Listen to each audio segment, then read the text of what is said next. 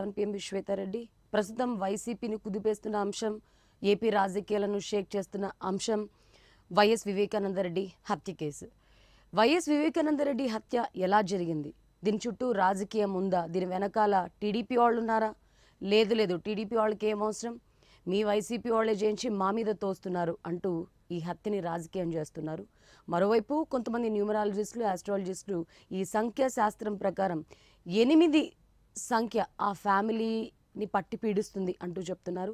YS Rajareddy దగ్గర నుంచి తీసుకుంటే రాజారెడ్డి హత్య కానీ, రాజశేఖర్ రెడ్డి, ఇప్పుడు వివేకానందరెడ్డి మిస్టీరియస్ డెత్, ఈ 8 సంఖ్యలో పుట్టిన వాళ్ళకి ఈ 8 సంఖ్య ఉండడం వల్ల శని తాండవిస్తుంది అంటూ చెప్తున్నారు. నెక్స్ట్ జగన్మోహన్ రెడ్డి విషయానికి వస్తే ఆయన వర్షన్ ఒకలా ఉంది. ఇప్పటికే మా ఫ్యామిలీ మీద టార్గెట్ చేసింది టీడీపీ, ఇప్పుడు కోడికత్తి దాడింటూ నా మీద కూడా అటాక్ జరిగింది, నెక్స్ట్ ఏం జరగబోతుంది, మొన్న చిన్నాన్న హత్య అంటూ ఈ ప్రస్తుత తరుణంలో ఈ హత్య గురించి ఆయన ఎలా స్పందిస్తారు, అసలు హత్య వెనకలు ఎవరున్నారని వైసీపీ వ్యక్తులు అనుమానిస్తున్నారు, అడిగి తెలుసుకుందాం. నమస్తే పృథ్వీ గారు. నమస్కారం.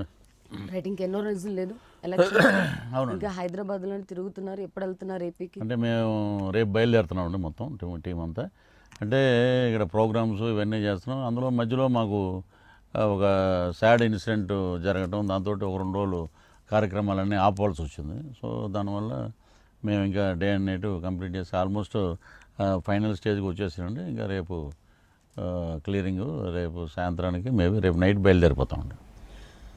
ఏమనిపిస్తుంది ఒక్కసారిగా వైసీపీ క్లీన్ స్వీప్ చేయబోతుంది? వైసీపీకి ప్రోగా స్ట్రాటజీస్, సర్వీసు, నేషనల్ ఛానల్స్ యొక్క సర్వీస్ అన్ని వస్తున్న తరుణంలో వివేకానందరెడ్డి హత్య కేసు అనేది ఒక్కసారిగా మిమ్మల్ని అందరినీ టెన్షన్ కి గురి చేసింది.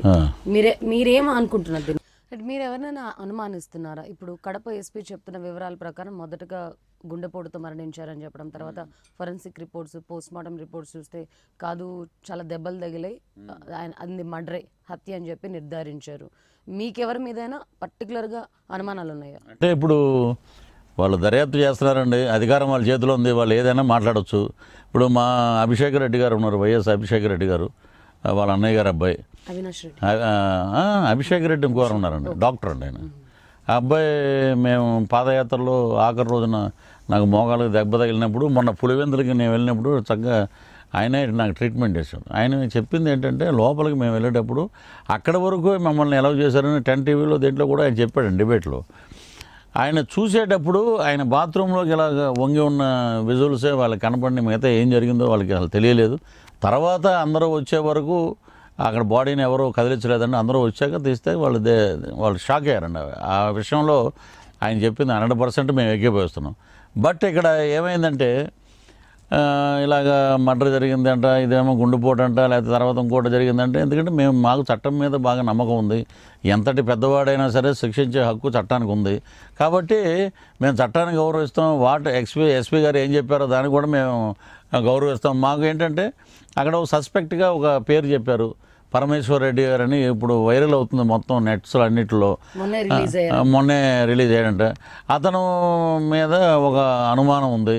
సో ఈ అనుమానాలన్నీ త్వరలోనే పటాపంచలు అవుతాయి. మరి ఇలాంటి సిచ్యువేషన్లో ఆయన గుండెల నిండా బాధ నింపుకుని మరి ఇక్కడ పార్టీ అధ్యక్షుడు అనౌన్స్ చేయాలి, ఆఖరి స్టేజ్లో ఉన్నాం. ఇదే 1998లో పార్లమెంట్ ఎలక్షన్ అప్పుడు వైఎస్ రాజశేఖర రెడ్డి గారు, నేను అనుకోవడం ఆ టైంలో ఆయన ప్రదేశ్ కాంగ్రెస్ అధ్యక్షుడిగా ఉన్నాడు, ఆయన కూడా గడప నుంచి బయటికి రానివ్వకుండా చేద్దాం అని చెప్పి, ప్రచారానికి వెళ్ళనివ్వకుండా చేద్దాం అని చెప్పి రాజారెడ్డి గారి మర్డర్ జరిగిందని. అప్పుడు కూడా చంద్రబాబు గారే సీఎం దట్ టైం. తర్వాత ఇలాగ ఒక్కోటి ఇన్సిడెంట్లు జరిగి వస్తే ఎవరో తెలుగుదేశం చేయించారని వాళ్ళ గూండాల సంస్కృతి, అంతగా నైజం ఉన్నటువంటి పార్టీ అది. మరి వీళ్ళు అలా మాట్లాడటం కాబట్టి గౌరవం నీ హుందాగా ఎక్కడ తప్పు ఉంటే అక్కడ శిక్షింపబడతారు అనే కాన్ఫిడెన్స్ నీలో ఉన్నప్పుడు డిఐజీ గారిని కూర్చోబెట్టుకుని, పక్కన పోలీసు వాళ్ళని కూర్చోబెట్టుకుని అనర్గళంగా వేమన శతకంలాగా నువ్వే చదివేస్తుంటాన్ని, నీకెందుకంత కంగారు, నీకెందుకంత దురద? వాళ్ళు చెప్తారు కదా, వాళ్ళు ఏం మాట్లాడేస్తే మళ్ళీ ఏం అవుట్పుట్ వెళ్ళిపోద్దా బయటికి. అంటే ఇక్కడ ఏపీ పోలీసుల మీద నమ్మకం లేదని మొదటి నుంచి జగన్ చెప్తున్నారు. కోడికత్తి దాడి విషయంలో కూడా ఎన్ఐకి అప్పగించారు, ఇప్పుడు సిబిఐ ఎంక్వైరీ చేయించాలని చెప్తున్నారు. అవును, ఇప్పుడు మాకు నిజాయితీ లేకపోతే ఒక మహానాయకుడు చనిపోయాడు, ఆయన మామూలు మనిషి కాదు. So that's why we are asking for CBI enquiry.